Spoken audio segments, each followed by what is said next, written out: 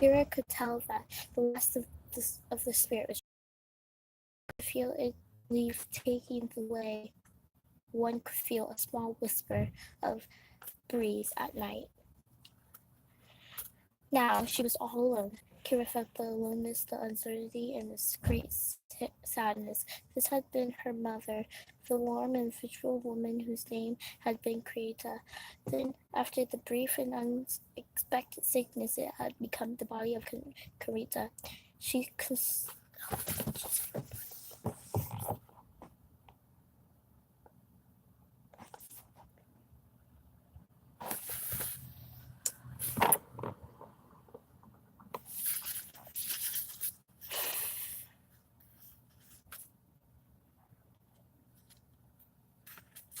still contained the lingering spirit.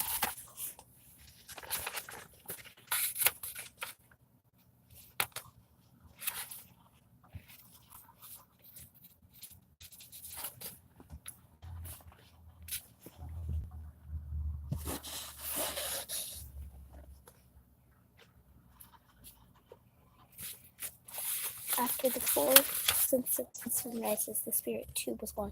It was simply a body. Diggers would come and sprinkle a layer of soil over the flesh, but even so, it would be eaten by the clawing, hungry creatures that came at night. Then the bones would scramble, rot, and crumble to become part of the earth. Kira wiped briefly at her eyes, which had filled simply with tears. She had loved her mother and would miss her terribly, but it was time for her to go. She wedged her walking stick to the soft ground, leaned on it, and pulled herself up. She looked around uncertainly. She was still young. She was young still and had not experienced death before, not in the small two-people family that she had and her mother had been. Of course, she had seen others go through the ritual. She could see them go in the vast, foul-smelling field of leaving, lonesome beside the ones who Leader's fairy attended. As she would, she knew that a woman named Helen was there, watching the spirit leave her infant who had been born too soon. Helen had come to the field only the day before. Infants did not require the 4 days of watching. The wisp of their spirits barely alive drifted away quickly, so Helen would return to the village and her family soon. As for Kira, she had no family now, nor any home. The cause she shared with her mother had been buried. This was done after sickness.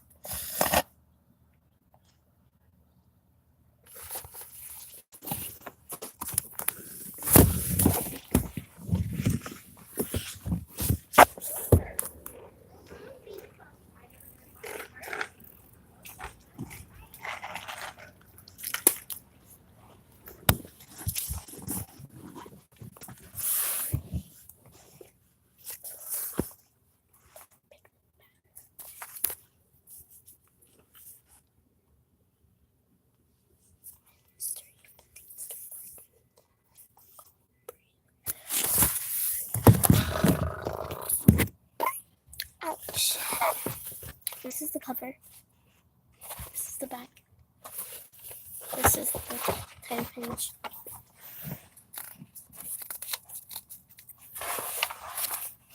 Another one.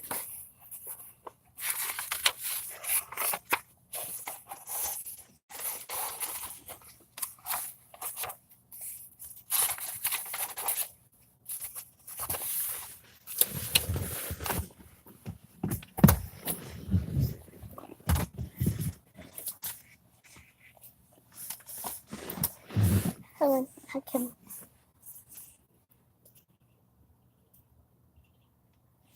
This was always done after.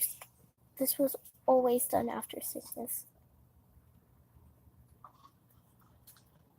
The small structure, the only home Kira had ever known, was gone. She had seen the smoke in the distance as she sat with the body, as she watched the spirit of her mother just drift away.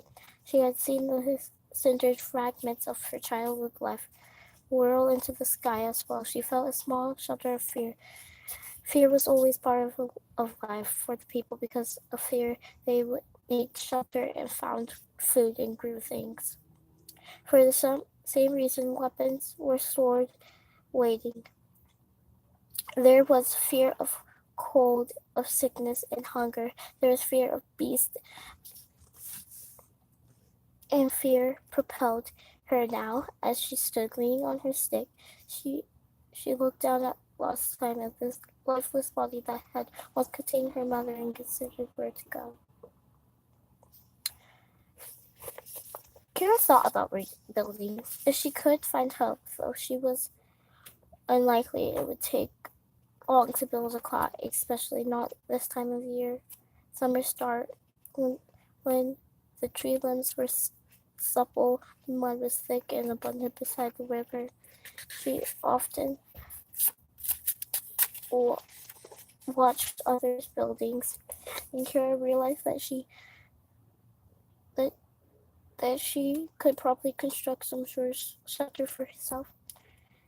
Its corners and chimneys might not be straight. The roof would be difficult because her bad leg made it almost impossible for her to climb, but she would find a way. Somehow she would build a cot, then she would find a way to make a life.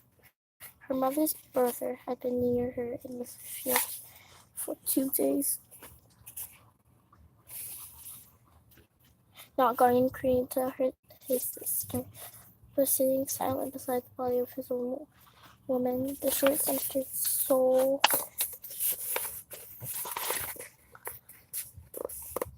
or that of the new event had been too young to have a name.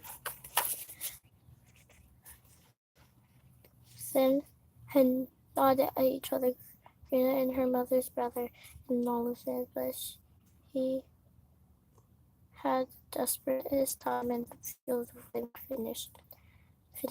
He had task to tend. He and Solar had 2 others in addition to the one that had brought about her death. The others were still small, the names of one syllable, Dan and Mar. Perhaps I could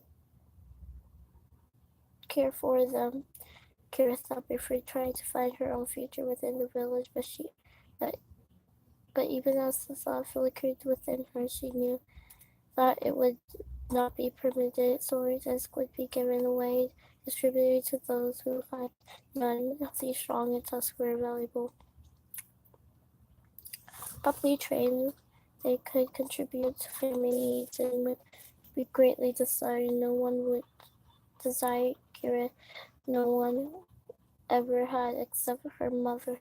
Often Karina had told Kira the story of her birth, the birth of a fatherless girl with a twisted leg, and how her mother had fought to keep her alive. They came to take Yukina said, whispering the word to her, and even in their pot, with the fire fed and glowing, you were 1 day old, not yet named, for your one only.